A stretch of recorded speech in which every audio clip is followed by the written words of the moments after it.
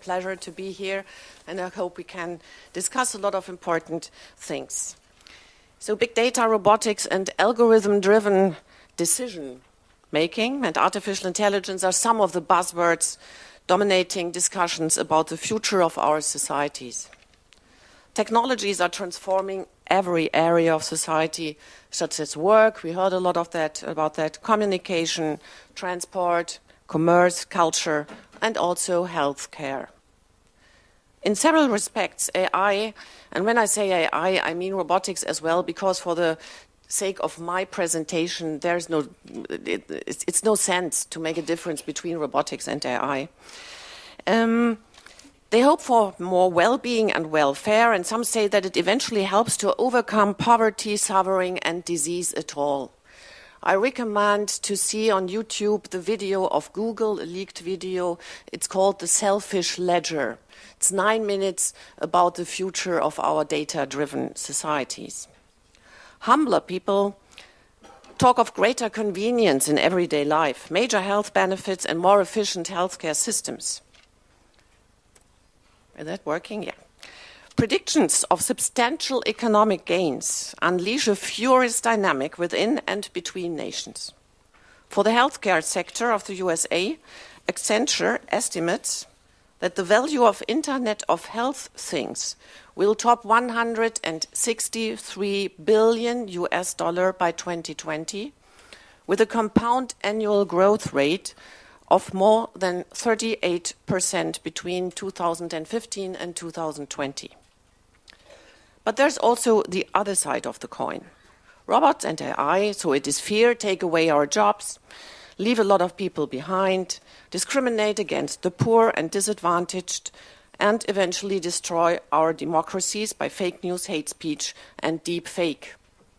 Against the background of what's already said during this conference about the future of work, I want to recommend to you the EGE statement on future of work and future of society, which Emmanuel cited this morning, and that's what I want to say just at the beginning of my talk. A lot of problems that we discuss now are not problems that are rightly attributed to artificial intelligence and robotics. That are problems that we should have thought about since the beginning of humankind. Yeah? So in the EGE statement on future of work, we said that not the technologies are bringing these problems now on the table, but they are bringing it to our conscience and consciousness. So we learn now that we made a lot of things wrong in the past, and technologies show us that these problems are very strong ones that we now eventually should deal with. So the power of the new technologies seem to be great, even greater, and developing faster than every other revolutionary development like the book printing or the steam engine before. Those are mighty who have the data and the technology. There are a few companies that have become quasi-monopolies meanwhile. So GAFAM, or here it's another spelling, the 5 big tech companies, Google, Amazon, Facebook, Apple, and Microsoft, in 2018 had a market value of $3.8 trillion US, almost double of the gross domestic product of Italy. All of them didn't start with a health-related product or service, but in the meantime, all of them engage in the healthcare sector as one of the economically most interesting and promising societal areas. There is a power shift pushed by economics. So it's now no longer mainly politics shaping our future and societies. It's a couple of countries in the US and in China. But do we want them to shape our world, or do we want to shape our world in democracies and on the basis of a deliberative process? So I think we should not allow companies to shape our world and our future. In ethical respects, a race to the bottom seems almost inevitable. On a global scale, some see an unregulated, economically driven US-American approach according to the motto, ask for forgiveness, not for permission. and a state-controlled Chinese approach on the other side of citizen surveillance and social scoring. Europe, by contrast, is on the way to positioning itself with an approach of ethical artificial intelligence based on fundamental rights and values. In this spirit, the European Group on Ethics in Science and New Technologies, the EGE, as counseling body for the European Commission, launched a statement on artificial intelligence, robotics, and autonomous systems in March 2018. The EGE called first for a wide-ranging and systematic public engagement and deliberation on the ethics of AI. Let all of us decide how we want to live, but therefore we have to take the societies and have to take people with us. Secondly, it proposed a set of 9 basic principles and democratic prerequisites based on the fundamental values laid down in the EU treaties and in the EU Charter of Fundamental Rights. In the next minutes, I want to introduce these principles and to exemplarily point to their relevance and implications for health and healthcare. I will not distinguish robotics and artificial intelligence. So to have sort of an ideal healthcare and healthcare system in mind so that we can choose wisely, as was said yesterday, how to shape AI. Let's say that in an ideal world, a health system provides prevention and overcoming of illness and infirmity with a tailor-made medicine for every individual, which is based on the findings of excellent basic and clinical research, within the framework of a multi-professional health network adapted to individual needs, which is made up of brilliant representatives of different health professions who work in partnership with each other, as well as with informed, motivated, and self-determined patients, in a highly efficient and solidarity-based health system and a thriving health industry. That's an ideal world. So far, so good. How to get there? Let's first talk about human dignity. As in the EU Charter, the EGE introduces this principle at the very beginning. It is understood as the recognition of the inherent human state of being worthy of respect and must not be violated by technologies. In the view of the EGE, this sets limits to classifications of an entire human being as is and will be made in China on a large scale, distributing living opportunities according to scores defined by the state. Human dignity sets limits to make a person an object of automated decision-making, especially when it is not informed.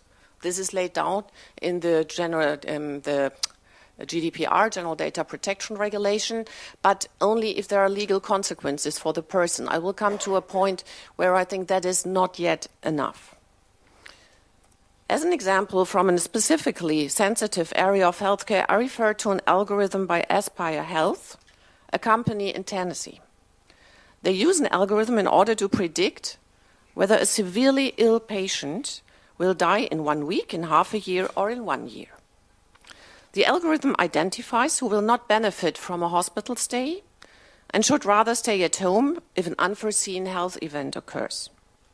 There is no transparency from the side of the company regarding the decision logic and the data used for the algorithmic outcome. We don't know whether Aspire Health, which is partly funded by Alphabet, the parent company of Google, takes into account the price of a hospital stay, and as far as is written, the patient doesn't give informed consent to the use of the algorithm. We also don't know whether he can decide against the algorithmic result. Thus, it could be that the use of this algorithm violates human dignity by scoring human beings and allocating life opportunities according to hidden economical interests. There's a similar algorithm acting just in the opposite way. Researchers at Stanford University developed an algorithm that assesses patients by evaluation of their electronic patient records when they come to the hospital. They want to find out exclusively on the basis of medical data and not economical data whether a patient can benefit from palliative care, which usually started too late when only relying on the assessment of human doctors. Thus, human dignity and a dignified treatment at the end of life is protected and fostered by algorithms. To my mind, this is a clear example that not algorithms themselves or robots themselves are good or bad, but the ecosystem around the algorithm, in which way it is programmed, trained, and used. Which data are used? What purpose is being pursued? Does the patient have a say? Another example from robotics. You see a situation where a robot caresses the arm of a dying person. Without anyone else in the room, the robot says, "I am the last moment robot. I'm here to help you and guide you through your last moment on Earth. I am sorry that your family and friends can't be with you right now, but don't be afraid.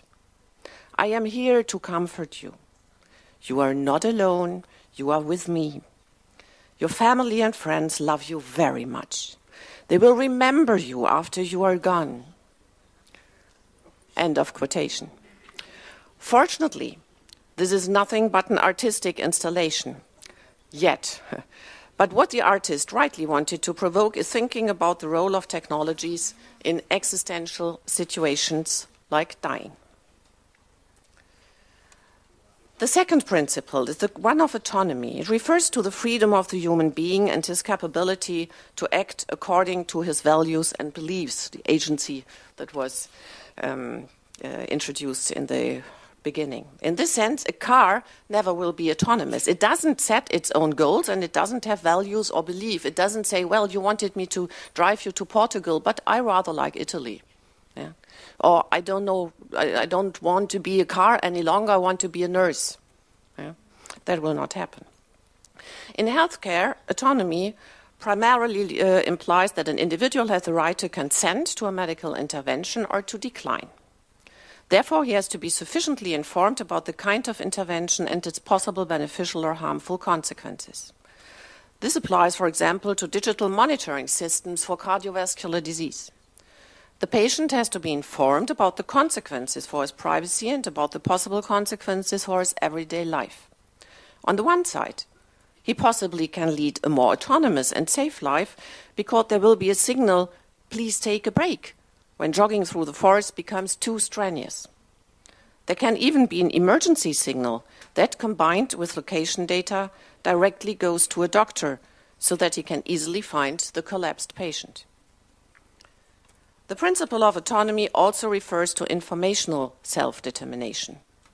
Electronic health or patient records that are already widely used in some countries, while others, like Germany, desperately lag behind, allow patients to be informed about their health and their medical history and to decide autonomously who can access which data, when, and why.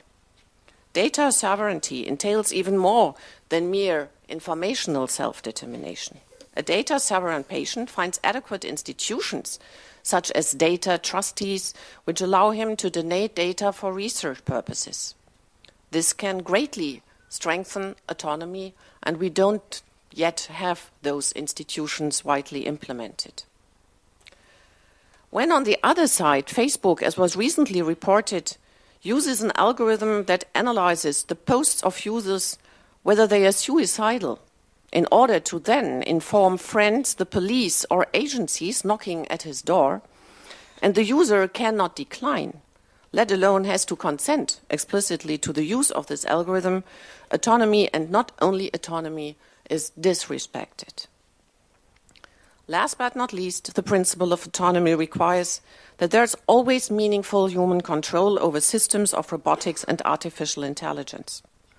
Also, the autonomy of the doctor has to be protected. If a clinical decision support system, you see one there, please learn it by heart, recommends a drug for the treatment of a patient and the doctor, together with the patient, comes to the well-founded decision that under the given circumstances another drug is preferable, he should be allowed to follow that decision without being afraid of legal consequences. This immediately refers to the principle of responsibility that must be guiding in research, development, and application of robotics and AI. They have to be designed in a way from the beginning that allows for human control and oversight, even if not everyone can understand all technical details of the system. The use of AI must serve the good and respect fundamental rights.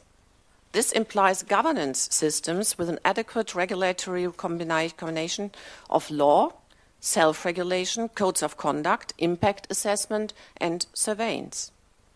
Adequate means that there is no over and also no under-regulation. This governance has also to make clear who is responsible for what. Let's take a learning healthcare system as an example.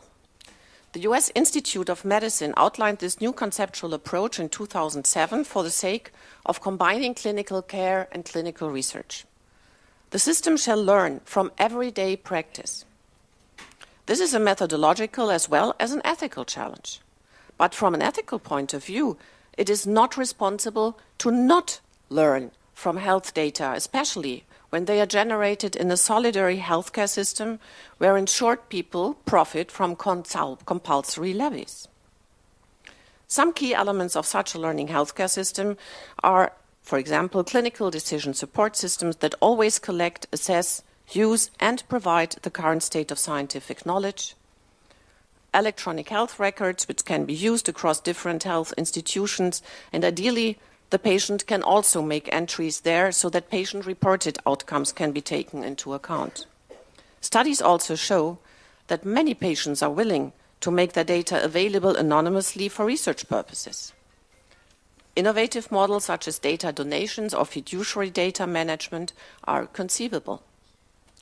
You need a database networking and systemic evaluation, and last but not least, an understanding of clinical data as a public good. This is also the view of the International Bioethics Committee of UNESCO in its report on big data and health, published in 2017. You'll find it on the website, the ethics website of UNESCO. This report also underscores that for clinical research, it is important to bear in mind that correlations and patterns which are recognized by AI are not yet causalities or insights. The evaluation and interpretation of data must be responsibly carried out with great expertise, taking into account the context, conditions, and underlying assumptions. Nevertheless, critically reflected correlations can give good indications for further planning of coming clinical studies. In addition, they can provide important information which cannot be generated through clinical studies.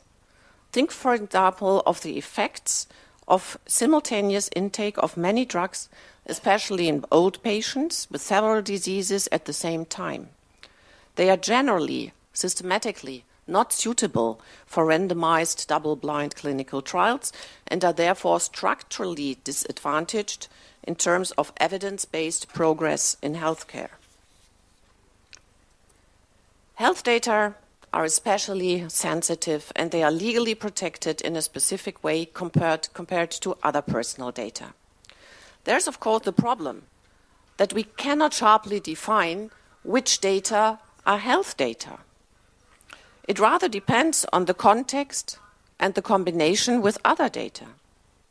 Income, for example, usually is not perceived as health data, but eventually can say a lot about your health together with the list of Amazon purchases and the place of residence or the list of recently visited websites. It is anyway overwhelming what artificial intelligence can find out about a person. Michal Kosinski and his colleagues provide deeply irritating evidence on the performance of algorithms when evaluating just Facebook likes and nothing else. A computer-based personality judgment, according to the famous Big Five model of personality, is as accurate as your spouse would judge you when it is based on not more than 300 Facebook likes. But by whom do we want to be seen and recognized as the personality we are and we have? At least I want to be seen by another human being, watching him, he watching me, and to see who he is in a dialogic way, in an interactive way. And I do not want to be inferred by an anonymous algorithm, which is done mainly for the interest of companies and not for the interest of myself. There is an even more unsettling finding. In a field experiment with more than 3.7 million people, researchers around Kosinski showed that individualized advertisement based on the diagnosis of extraversion or openness to experience, as two of the so-called Big Five, brought people to click on it up to 40% more often than those with not individualized ads, and to actually buy up to 50% more often than the control group. The individualization of the advertisement was based on one and only one Facebook like, which according to a database correlates to specific personality features. This shows the possible consequences of personality judgments and micro-targeting. In times of automation, this can grow into what I call individualized psychological mass manipulation. Obviously, as was shown, this works for business purposes. Perhaps it also works for political purposes beyond fake news, hate speech, and deep fake. Psychological micro-targeting allows for true news and a loving speech. Nevertheless, it can deeply manipulate. This, in the hand of the wrong powers, is really bad news for our democracies. But perhaps it also works for health purposes.